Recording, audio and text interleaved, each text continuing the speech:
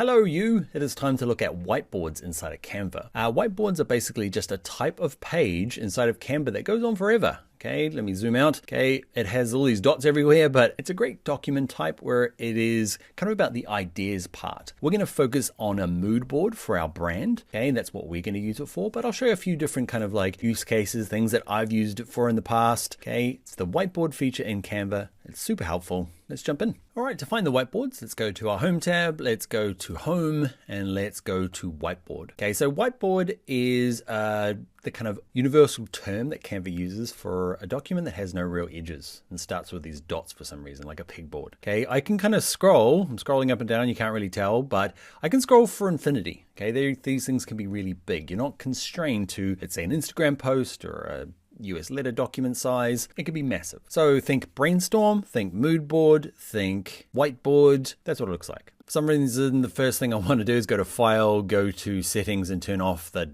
dots. I don't know why. I'm going to turn mine back on just because. Yeah, that is the whiteboard feature. Let's start with some of the templates to give you a better sense of like what can be done with the whiteboard feature. So I'm going to go down to templates. Okay, I'm going to go up to here and search, and I'm going to put in mood board. So a mood board is, it's probably easier to show you an example. And I've typed in mood board and hit enter. The problem is it's giving me all sorts of different stuff, not necessarily whiteboard mood boards. Okay, so I'm going to go, all right, category, I want to find business whiteboards. So it's cut down the search for a mood board to this whiteboard format. Remember the infinite document size. So let's have a look at any of them. I'm going to go for this one here. Okay, I'm going to customize that template. You can see we've got the dots. We can zoom in and out. Okay, but it just means there is a lot of document. Okay, so you can kind of move around as you need. So this is a kind of a good instance of a mood board. Okay, it's showing us like an idea for, this looks like interior design. Oh, it's for somebody's lounge. Okay, their interior. So they've kind of taken some screenshots of the background of what they might do for like this corner here. They like this kind of wood paneling.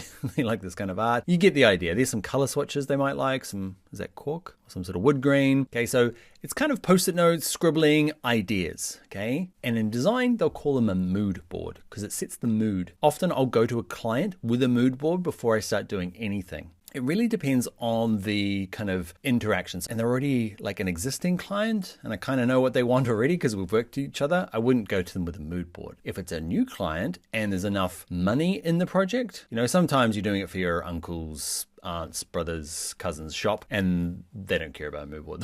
They just want you to design a logo or a poster or something. You just go off and do it. Okay, but when I'm setting work with a larger client, you know, we want to make this a great, you know, they're looking for a little bit of help. And you as a designer don't want to go off and start making logos because you don't even know what kind of logos they're into. A mood board is a great way to kind of interact with a client. Even if you don't go up with a client, I create mood boards all the time for basically any project I do. Let me show you the one I did for our, there we go. There's the mood board for our Fox stuff. So we started designing the Fox, you know, Fox Instagram post for the beginning of this course. This is how I started. It's not very pretty, okay, but I just went through and was like, oh, that's cool, that's cool. And for me, I'm trying to figure out like, okay, what can be included in a video at the skill level that we're at Canva? Okay, so I'm not trying to make it too hardcore, but I want to make sure all the basic tools are in there so everyone's getting good and feeling confident. And so I'm kind of doing all this stuff here. So I'm getting my mood board together. So I do it for my courses, I do it for logos that I'm working on, I do it for everything. I start with a mood board. All right, so that is the whiteboard feature. There's not much to it other than it just has an infinite background and it has dots that I showed you how to turn off. Okay, but that is the whiteboard feature.